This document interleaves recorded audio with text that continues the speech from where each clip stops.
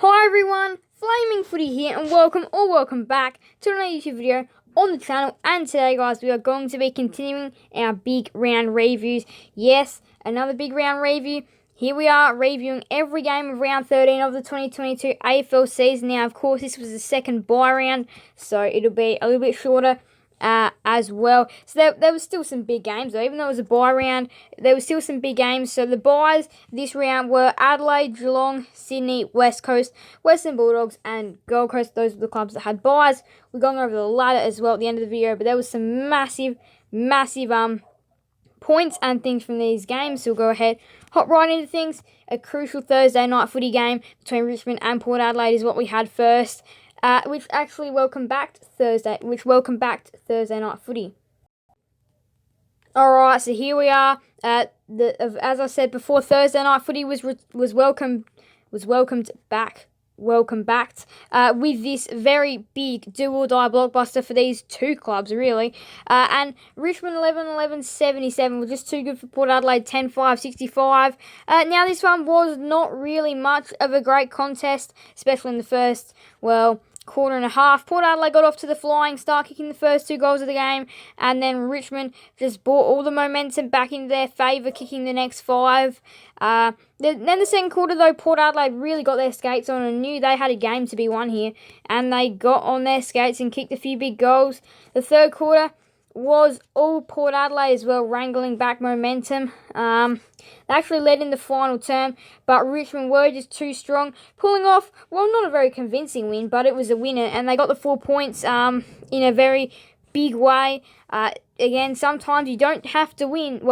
You have to win, but you don't have to do it stylish. You've just got to get the 4 points out of the game. Now to Friday night football we go, where Essendon's 150th year celebration game did not go to plan, as they, pretty much get thumped 7-12-54 to Carlton's 12-8-80. Now this game was far from good. It was pretty boring, and, Essendon have got another Friday night game to come. In fact, actually, there's still two more to come for the Bombers. They've still got two more Friday night games coming, one versus St Kilda and one versus West Coast. So the one versus St Kilda won't be great, but who knows what they can put up against West Coast. Now, anyway, back to this game anyway, though. The Blues and the Bombers actually both had really fair first quarters each, with the Bombers actually taking the lead at one stage and really putting up a fight in this first term. But in the second term, it was all gone. The Blues just kicked back-to-back goals, really, which just helped them get momentum and really put a lead on the board. The third quarter was the same scenario as well, with them being the much better side. And then the final term was boring. No team scored a goal. Carlton scored 2 behinds. Essendon scored 4 behinds. So it was a very boring last quarter. But yeah, the third quarter is where Carlton really established themselves as the winning team. They didn't have to do it in style. They just got the 4 points. It wasn't great. It wasn't a great game of footy. They probably could have won by more as well. Essendon did put up a little bit of a fight, but Carlton were just way too good in this game, and they win by 26. Now out to the west we go to Optus Stadium, where Fremantle 14-11-95 were too strong for the Hawks 12-10-82. And the Hawks did actually bring some really goodness to this Optus Stadium. And they really fought hard in this one. But again, though, it was the Dockers. They got off to a ripping start, lob kicking the first goal within the first 30 seconds. And the first quarter was actually really even. And Hawthorn was the better team in the first quarter. The second quarter was also all Hawthorn. They did dominate that third quarter as well, having a 10-point lead at the main break. But, of course, we know Fremantle are the best third quarter team in the competition. They kicked 6 goals to 2 in the third quarter to wrangle momentum back into their favour, and they were up by about 13 points, which was the winning margin. So the Dockers were just too good in the end for the Hawks. What a game of football it was, though. But yeah, the Dockers, this is really big for their top 4 chances. They are one of the best teams in the competition. And again, they did win this game off the back of a ripping third quarter, where they just go bang, bang, bang, bang, bang.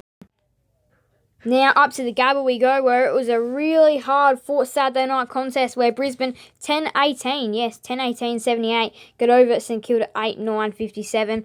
And this game, well, was Brisbane dominance most of the time. The Saints were in this game, though, for, well, probably the first 3 quarters, but it was just the last quarter that got away from them as they only manufactured the 1 goal.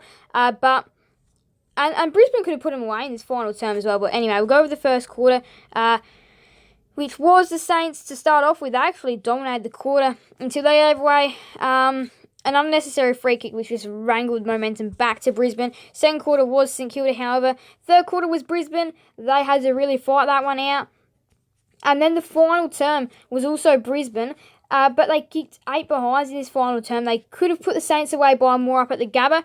But again, though, this is a really big win for Brisbane. They've really set themselves as a really, really tough team to beat up there, as I thought was going to happen this year. And for St Kilda, they've come out with a few injury blows after this one.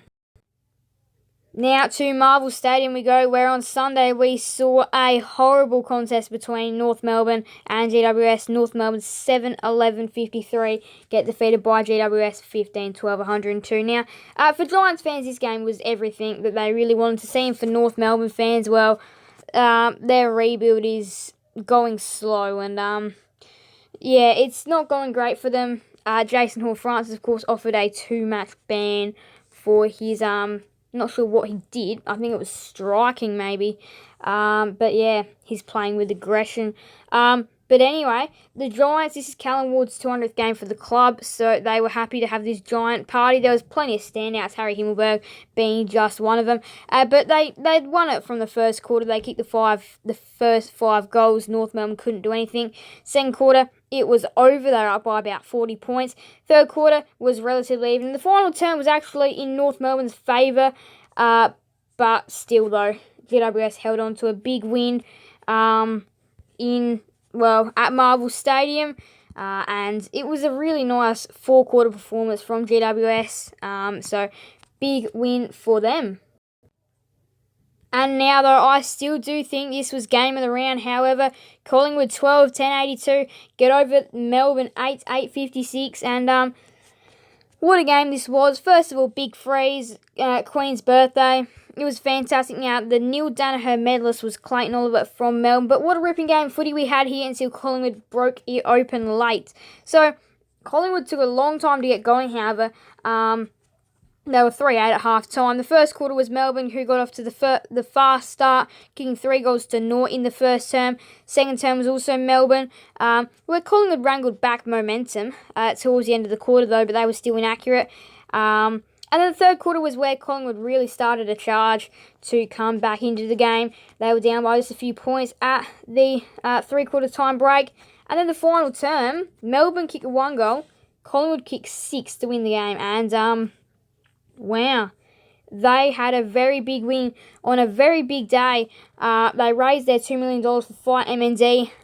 So we had a cracking Fight MND, big freeze slide, and then we had a cracking game of footy to go with it. And Collingwood, this is big. Melbourne 3 losses in a row. This is a big win for Collingwood. They've got a month of wins now. What a ripping game of footy we had. Collingwood by 26. So there you have it. Richmond won by 12 over Port Adelaide, 77-65. Carlton won by 26 over Essendon, 80-54. Fremantle won by 13 over Hawthorn, 95-82. Brisbane won by 21, 78-57. GWS won by 49 over North Melbourne, 102-53. Collingwood won by 26 over Melbourne, 82-56. And then, of course, we'll go over the buys again. Adelaide, Geelong, Sydney, West Coast, Western Bulldogs, and Gold Coast were the teams that had buys this round. Now, 14. Big Thursday night game presents Richmond getting 2 Thursday night games in a row. Richmond versus Carlton. Now, I do remember this was a Thursday night game in round 1. So we've got another big clash coming up here. The winner, well, really gets to Richmond, obviously staking their claims for a top 8 finish. Carlton staking their claims for a top 4 finish. There's a lot on the lines for this game, but top 8 and top 4 are actually pretty close on points as well. So Carlton, to lock themselves away, must win the game. as do St Kilda. St Kilda must win the game to try and lock themselves away as well over Essendon in the annual Spuds game. Then we have got Port Adelaide versus Sydney at the Adelaide Oval. This is Port Adelaide's last chance to make finals, I reckon. Lose this and they are possibly done. Sydney, well, they've been hot lately of Sydney. They've been on a pretty good roll. On track, West Coast versus Geelong at Optus Stadium. Then you got Giants and the Dogs at Giants Stadium. Now, this game for the Dogs is a massive one. They need to win this game. Again, to really look at top 8, they need to win this game. And the Giants, well, they've risen up to 13. I think finals is too late. Well, finals is too late for them. But they're trying to make as much of a respectable season as possible to try and finish in this top 12 area. Probably 10th to 12th. And then Gold Coast, well, they're really looking for a big win to try and get back into the top 8 race versus the Adelaide Crows, or should we say the unpredictable Adelaide Crows at Metricon Stadium. Brisbane, Collingwood, Fremantle, Hawthorn, Melbourne and North Melbourne, other teams having buys in round number 14. And then round number 15, we're back to full football. But look at this, new ladder leader in town now. Brisbane are on top of the table with 40 points, as to Melbourne and Fremantle both on 40 points as well with Brisbane. Carlton, they've got a little bit of breathing room on 36, and they do need to win to try and catch up to this group. So really, if Carlton do win versus Richmond, they can go equal first and almost start picking away at Richmond's chances to not make finals this year. Geelong as well, they've got a game they will win versus West Coast. St Kilda, they do need the win as well, as do Sydney, to try and get a little bit of gap on Collingwood, and Richmond must win to try and keep track with Collingwood, who are actually making a pretty decent season. The Dogs, the Suns and Port Adelaide are in desperate need of wins as they try and make their claims for a top 8 spot. So the top 8 race is, well, top 4 and top 8 race is really blown open for any club to really achieve. Down all the way to Port Adelaide if they beat the Swans on Saturday. Otherwise, you could just about start ruling them out. But yeah, some massive games of footy coming up to really see where teams are at in the top 4 and top 8 race. But yeah, it's been blown wide open for the teams that are a chance. So thank you guys all so much for watching. Make sure to leave a like and subscribe and hit that notification bell. Seeing you guys never miss another video on the channel. Round previews will be out as well, going over a closer look at every game in round 14. Bye everyone, Flaming Footy out.